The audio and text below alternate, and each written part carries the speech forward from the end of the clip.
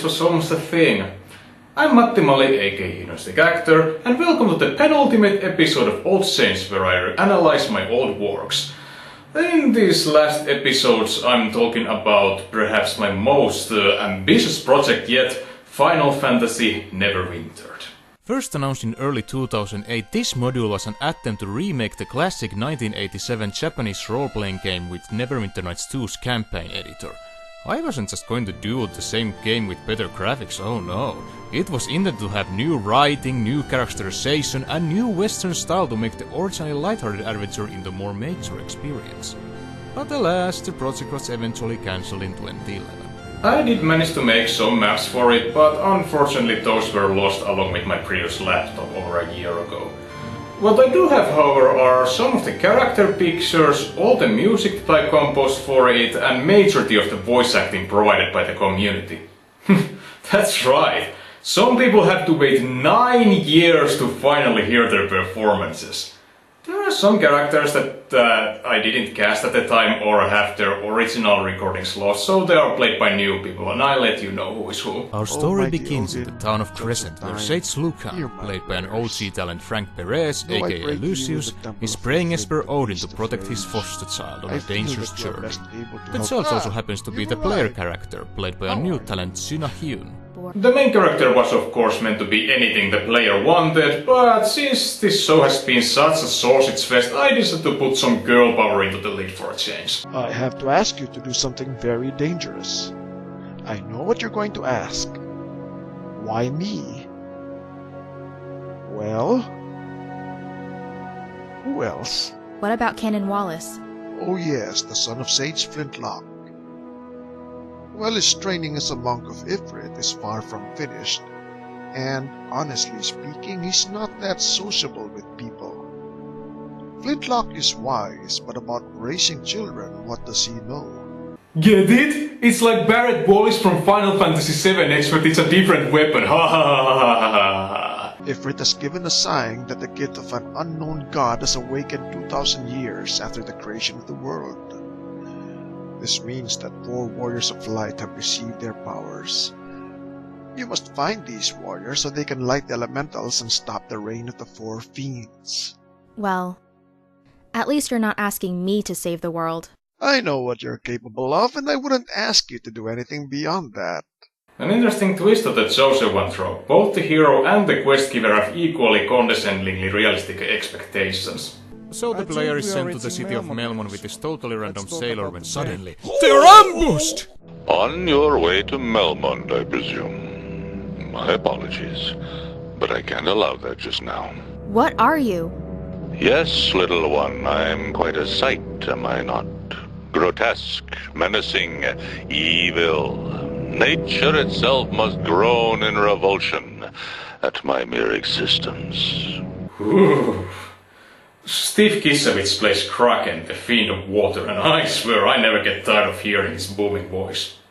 And I'm sure neither will you. So with the help of Earthfiend Lich, played by myself, Kraken sends the player to the city of Cornelia instead.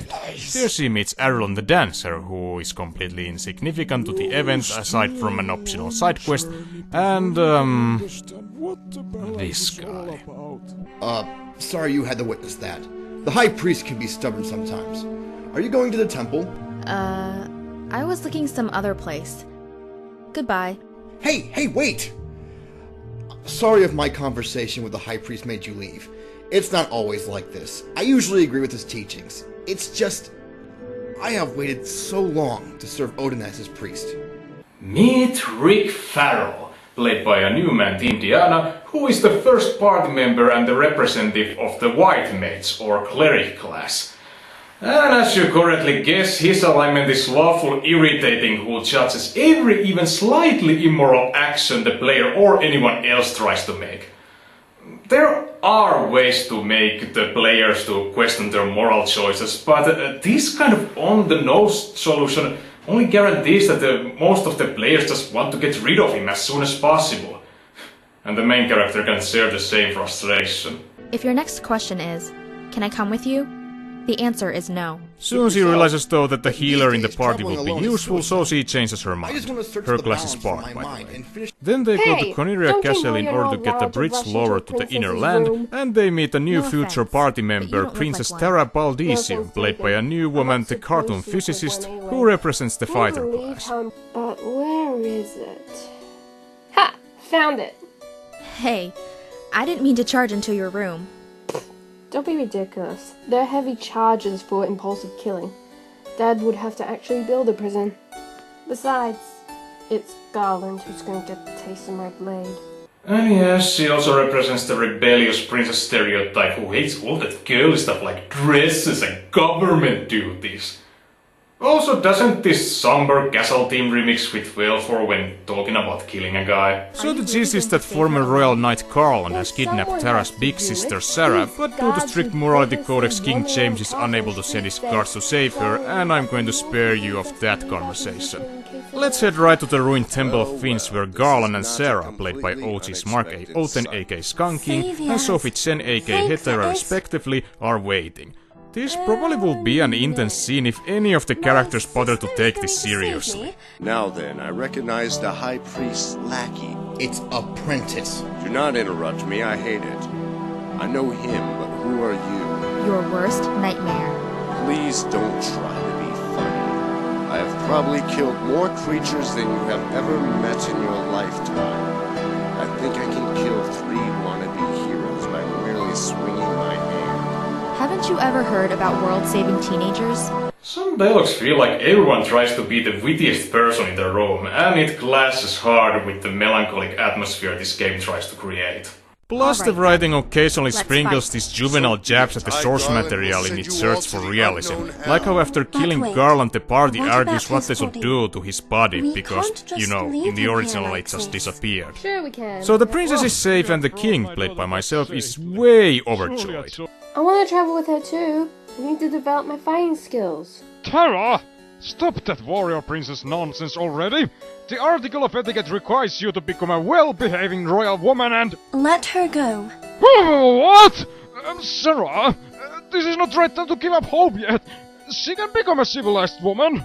Why yes, I did record this role before going to any acting courses. Why do you ask? Well, this exchange between Sarah and Tara is actually rather sweet. Let her see some of the world. After this journey, she'll realize why being a noble princess is better than being some barbaric fighter. This is surprisingly noble from you, sis. Why? Hey, I got it. You're just glad I'm not around here, right? Hey, after spending 18 years with you, a break does good. Don't take it too personally. As a reward, Sarah gives the party the Flute of Dreams, a family heirloom that may or may not have magical powers, and then both she and the king disappear from the main narrative. This leads to the legendary moment of the party crossing the bridge and Final Fantasy theme playing, but that scene was never written. This is a good time to talk about the game's soundtrack. As you can hear from this minor version of the world map theme, I changed heavily some of the tracks to fit better with this game's atmosphere. 18 tracks in total and the rest is just Neverwinter Nights music. I'm sure that doesn't clash at all. Well, I think that some of the remixes still hold up, the others though...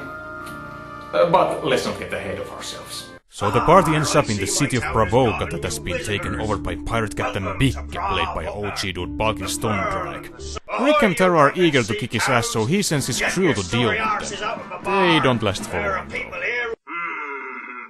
This is certainly a setback, but only a minor one.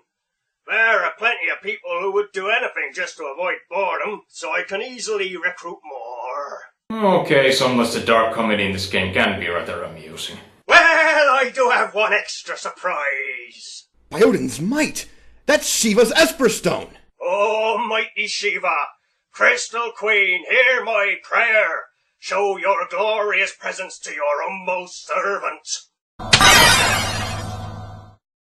That's the Crystal Queen herself. This is a bad thing, right? Well, yes! With her Esper Stone, Bicke can force Shiva to do his bidding! Indeed, unlike the original game, the Neverwintered version would have had summon creatures, or espers, and they are tightly tied to the game's backstory. You wouldn't be able to summon them, such to use their magic effects through their esper stones. Sounds underwhelming. Anyway, Big is able to bind Siva, played by an OG dude Domi Soto aka Melirinda, to his wheel and make her to attack the party, but through perseverance they manage to defeat her. Even though with the proper spell, Esper Stones give the user ability to directly control Espers through praying, it has limits. I was forced to attack, but I could control my powers. If I had charged with my fullest might, they would have no chances to survive. And now, I'm defeated, so the spell is broken. Your prayers will not work to summon me again. Not even if I begged you to spare my life? Correct. But luckily for you, killing little nuisances is not a part of my nature. Now go. I do not want to see your bearded face ever again. Aye. Definitely. Thank you for your mercy, oh Crystal Queen. You kids don't need to worry about me either. Bye. We would have actually seen Big again, but those lines aren't voiced because... in the official campaign, some of the lines aren't voiced either. However, they probably had some kind of a budget or schedule reason. If you can get people to work for your ambitious little project for free, then just go all the way. Siva then explains that Big actually worked for Kraken, who knew an ancient binding spell, but instead of returning the stone to him, Big used it for his own purposes.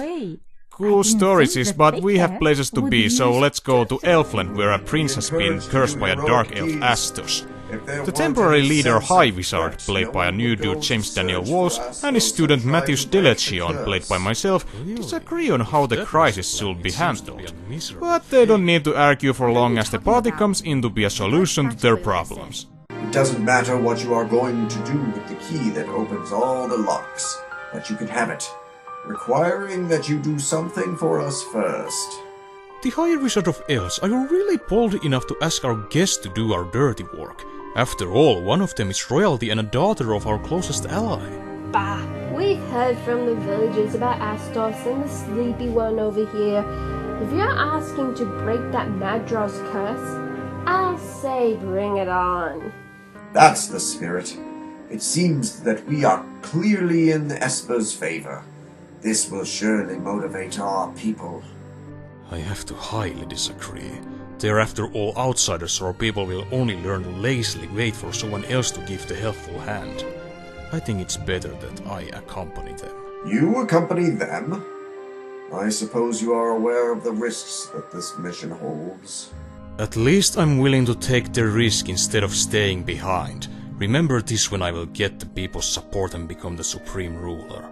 Why this guy hasn't been jailed yet? But yes, Matthias represents the Black Mage, or Warlock class, and he is rather different from your average Final Fantasy party member, as is elaborated in this conversation he had with Tara later. We both agree that the current leaders of our kingdoms are not the best ones out there. In fact, once the elemental Finns will be someday defeated, I will take my place as the rightful leader of Elfland.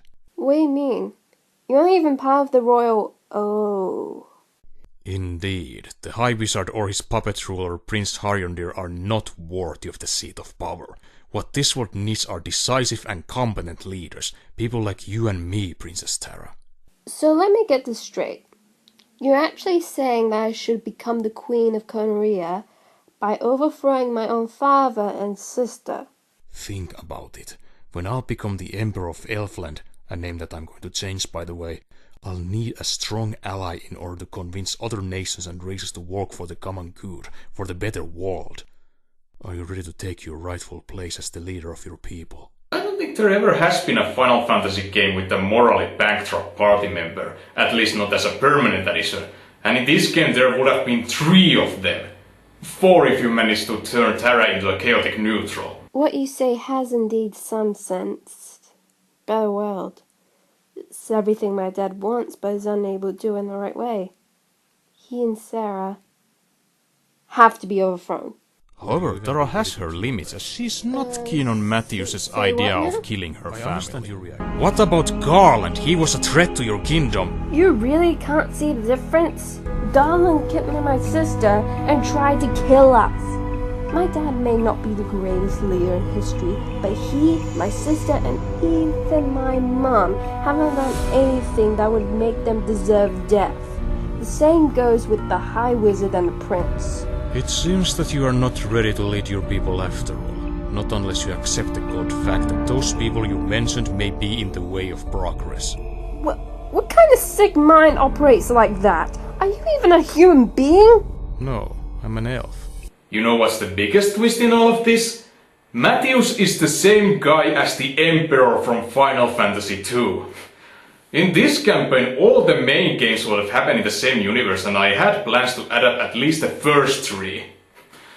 Well, you can be a true Neverwinter Nights community member until you have at least one unfinished trilogy under your belt. Eventually the player arrives, and they can either agree with one of them or pretend that they didn't hear the conversation. At this point, evil women are able to start a romance with Matthews, while men are able to start a romance with Tara, which can be good or evil depending on what they want her alignment to be. Then comes a bunch of stuff I never wrote, but to summarize, Astos has taken a fake form and asked the player to bring him an item of importance from Mars Cave, the most tedious dungeon in the original game. However, if the player has Detect Evil ability, he can fight Astos right there and then and skip that insufferable place entirely. So the heroes manage to wake up the prince, and after some side tasks, one of them includes a visit to Dwarf Cave, they manage to blow up some landmass and be finally able to travel to Melmond, the city that has most suffered by the influence of late Zinedine. Then they meet... So a new actor Teach plays Zinedine, a blue-haired halfling who has committed thievery and indeed represents the thief class. The weapon seller had just recently made suicide, so it was right to steal from him. What? How dare you steal a dead man's property? Now, Mr. Farrell, there seems to be a cultural misunderstanding. In Melmond, suicide is considered as a heinous crime. Anyone who commits it is cast out of the society and is free to disrespect. It seems like Final Fantasy Neverwintered ran out of its antidepressants. But yeah, the themes are about to get really heavy and major from this point on. You have quite good knowledge about foreign cultures, mister. Matthews de la Chion, a member of Elfland's Royal Magic Casters. Hey now, I didn't ask for your life story, but that's right, I haven't introduced myself. I'm Zinedine Tribal. Rick Farrell, a priest of Odin, and I like to... The previous subject, yeah, we moved on. Now, lady, can you introduce yourself the way I want? Tara Boldenson. Am I the only one wondering why we're still talking with this guy? Good point. Let's go. Hey, wait you all! Perhaps we could help each other. You must be adventurers heading for Earth Cave, am I right? And that's where the conversation ends because it was never finished. You should know that I wrote this script one character at a time, saving the party members for last. This was so I could get the voice acting in faster. This method would eventually lead to the project's downfall, but I'll talk about that later. So, Zinedine wants a ruby that is held by Lich's right-hand man, wise man Sarah, and then they go to meet...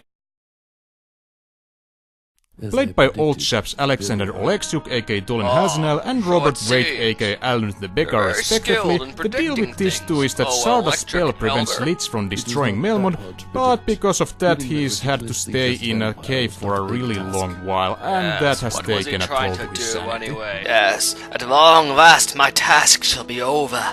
I have to immediately start rebuilding my social circle. What new wisdom is there that I can learn? Do you think women still find me attractive? No offense, but... I said women, not little girls. The Espers have now got the Mark, who is the warrior of light chosen by the Earth Crystal.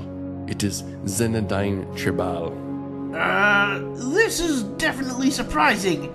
I never pictured myself as a warrior type. Yes, it may seem odd, but there is always some reason in selecting a specific individual. There isn't actually a reason why such a nihilistic individual became an elemental warrior, but I'll dwell into that later. Anyway, they get Ramuh's Esper Stone and access to deeper layers of Lich's lair, and we get to hear more of Zinedine's twisted worldview. Why are you so obsessively greedy anyway? That's just common sense. The battle between the Espers and the Fiends will soon reach its end. When that happens, I'll be ready to use my property in the Grand New World and become a man of power. So you don't even care who's going to win? Return to the real world, Mr. Farrell. People need to adjust to the circumstances they are in, and most importantly, accept them.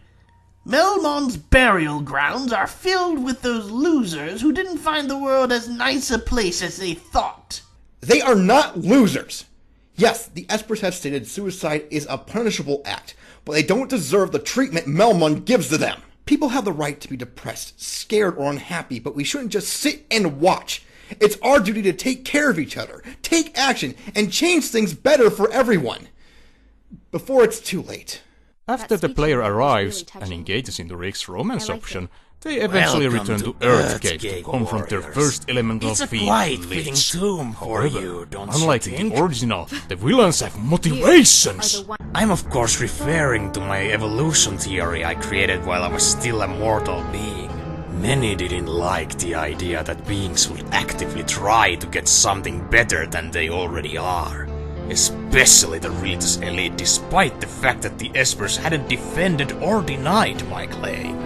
At this light, it is reasonable that I started practicing dark magic in order to enforce pure facts and bring those short-sighted idiots to their knees. Don't you agree? At the time I really didn't like villains who are evil just for the sake of evil, and that's why all the Finns have tragic backstories in this, but it doesn't work with Lich. It feels forced with that begrudged scientist angle that doesn't fit at all to this crazy sorcerer archetype, and him wanting to destroy a city where the people who wronged him no longer live.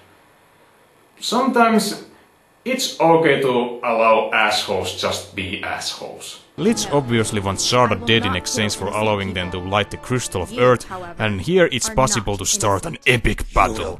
In this version though, steel to the face is not the only way to solve this problem, as the player can do what Lich wants, but in that case Rick and Matthews abandons them and die in the process. Or they can ask Sharda to destroy Lich, in which case Sharda gets possessed and they both die in the process. And before you ask, in this version the player doesn't have to kill any of the Fiends. Sure, the alternative is to do morally dubious choices, but hey, at least the final boss will be easier. The main end result remains the same, as Earth Crystal is lit and our heroes return to Crescent to deliver the good news to Lucan and the Circle of 8 Sages. Sage Flintlock you already know, and then there's, I kid you not, Grandia, Albus, Kieslowski, Morpheus, Innocentius, and Enix. Anyways, Lucan leads the party and the player's childhood friend or bully, Canon Wallis, played by a new acquaintance Pocketjet Servo, to Ifrit's temple where the Warrior of Fire is going to be revealed. The will of elemental crystals is unpredictable, but you, Canon, are indeed the most probable choice. Why can't I be the Warrior of Fire? Well, there are certain things that preclude you from that possibility. It's nothing personal, I assure you. But I must start the ritual now. Oh, Ifrit, the Beast of Rage, and the rest of the Espers as well. It's time for you to tell us the will of the crystals. Please grant the wish of your humble servant. What? How? How is it possible? What? Does that mean I'm not a warrior of fire? No, it's you. Everyone congratulates the player, amazing. though if they choose not to be Canon's friend, he just remember to use your position. How this happen? That Zero gets past me? I could pummel that little nuisance any day. Canon Wallace, don't you ever again use those words towards my foster daughter. Remember your training and discipline. But you must be wondering why Lucan didn't believe in his foster child's possibilities. Elemental warriors must be born from good parents. Such was the case with Canon, but you... Your mother wasn't exactly good-hearted.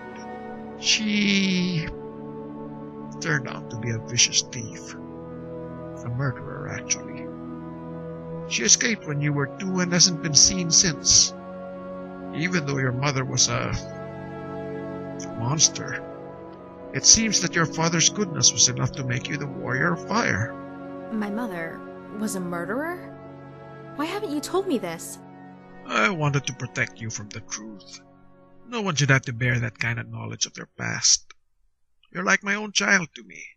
That's the only thing that should matter. I have a feeling Lucan isn't telling everything. And there is indeed an unwritten conversation where Canon joins in the group and becomes its monk class representative. However, there's too much material for one episode, so it's best that I split things here. Join me in the second part, which hopefully comes sooner than this one, where we'll find out how the player character is going to handle her new duties as an elemental warrior and her encounter with the Fiend of Fire, Marilith, who is going to be the group's Red Wizard representative, and how pretentiously dark my writing can get. See you hopefully soon!